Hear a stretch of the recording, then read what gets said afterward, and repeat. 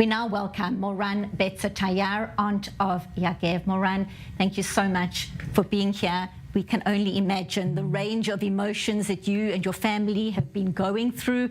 To start, how is Rimon doing? First, thank you very much for letting me being here. Well, Rimon came back yesterday night, late at night, straight to the hospital. She met her parents and her sister. Relatively to the situation, she looks okay. But of course, today she needed to pass some exams, and then we will know better the physical situation. She's talking, she's telling, she met also today the parents of Yagev and his brother and sister, and she met also yesterday her dog, beloved dog, Tova, and she was surprised that Tova remembered her, but she really remembered her, and the hug and with the family, you can watch on the photos, and she's happy to be home. However, her first words were, bring back Yagev. We can't leave Yagev behind. He's part of me, he's half of me.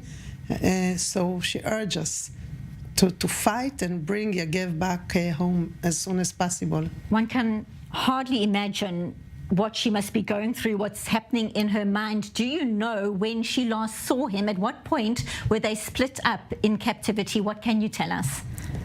I can say that on October 7th, when they were kidnapped from their home in Kibbutz Nirim, they were kidnapped together, and we know now that they were, they held hands all along the way. They didn't let the terrorists to separate them. However, during the captivity, we don't know exactly yet. We will know better tomorrow. But we know that Yagev is alive. We heard from other people that were released in the last couple of days. So we are not happy, but we are sure that we have a lot to do in order to bring him back home, and we're sure that he is alive, and this is most important for her and for us.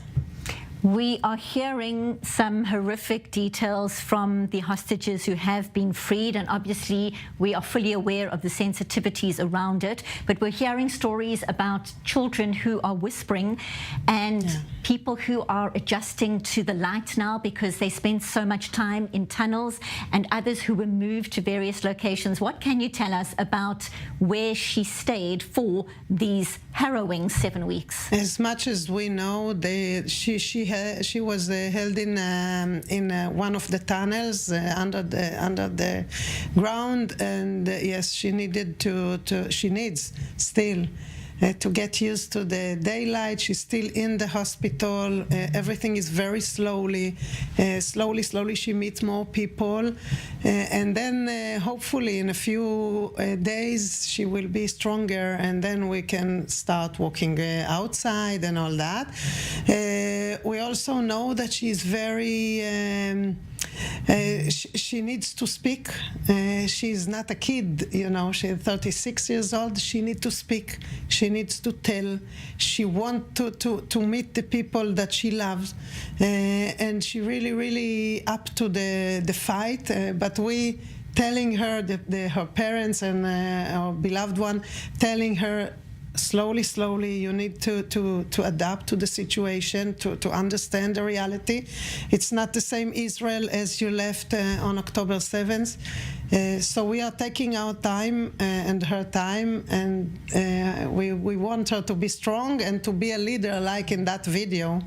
And to lead all of us until they will come back home. That video and that look and the way she walked out there was iconic. I think the description is so appropriate given the scenes that she was facing right now. You talk about her wanting to speak, and one can imagine somebody coming out of captivity wanting to connect. As you say, she's an adult, not a child, to connect with her loved ones again. What did she know about what had happened while she was away? It must be harrowing to have to be briefed about the atrocities that unfolded while she was being kidnapped. I think today she knows better.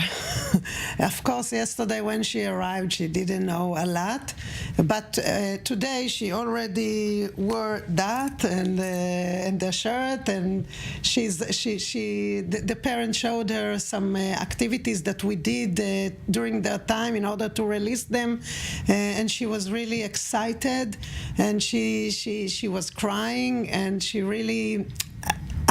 really enthusiastic in order to start fighting, because really it's a couple that really never separated since they got married, and their love is something that should be told. A true love story. A true love story, and also with their pets and the music and all that things. And I hope that soon Yagev will come back, and they will, well, hopefully not to their previous life, because they can't go back to their kibbutz now, but at least to be together and to build something back together. Just for our viewers, the necklace that Moran is referring to is a necklace that says "Bring them home," and thousands and thousands of people across the country are wearing them, part of the call to make sure that all hostages, all of them, young, old, men and women, are safely brought home. Moran, do you know, was Rimon alone when she was in captivity, or was she with a group of other hostages? She wasn't alone, that for sure. We know some people that came back before her and told us that they met her. So she wasn't completely alone. But of course, I think what we heard is that all of them, they weren't alone maybe, but they felt alone. And they felt that, everything is like the little child, but also the adult one. They felt that it's not 2 months, almost 2 months. They felt that it's much longer. But I think they are typical Israeli, and they have some faith of our country, of our army, of the people of Israel, that they will never leave somebody behind. And I think this is the courage that we see in all of the hostages when they are coming back. They know we will never leave them behind us.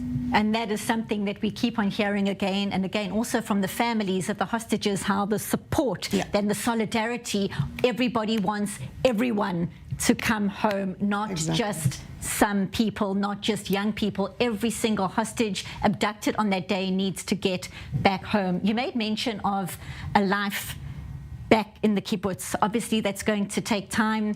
Tova, the dog, hopefully this beautiful love story will have a happy ending and this couple can be reunited. But what does it look like for her to have to see what unfolded on the kibbutzim, and what is it going to take for people to genuinely feel safe there again? It's going to take a long time. About Rimon, it's too soon, because she really came, it's less than 24 hours since she arrived. However, I think for all those from the kibbutzes and the other cities around, it's very difficult. But at least what I'm hearing is a lot of courage and a lot of strength, and they believe that they can build it again. However, we need our government and we need the world to understand that Gaza maybe need to be free, but they need to be free from Hamas, not from Israel, because Israel is already outside, and we should have a place that they can live peacefully. But surely we need a place, and the kibbutzes there need a place to live peacefully, and to do to come back to their love stories and to the agriculture and to the green places that they used to have until the 7th of October. Just from this conversation and just from seeing the images of Rimon, I feel like I know her. Tell us very briefly a bit about Yagev. What is he like? Yagev is a very clever young man. He's very gentle. He's a quiet, talented musician. And he loves people, he loves animals, and he loves Rimon a lot.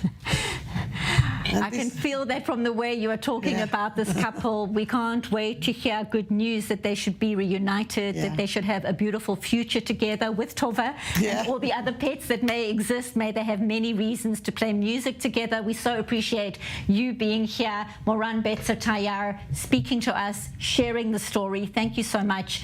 And the whole nation is waiting for good news. Thank you so much for being here. Thank you very much, and bring all of them back home soon.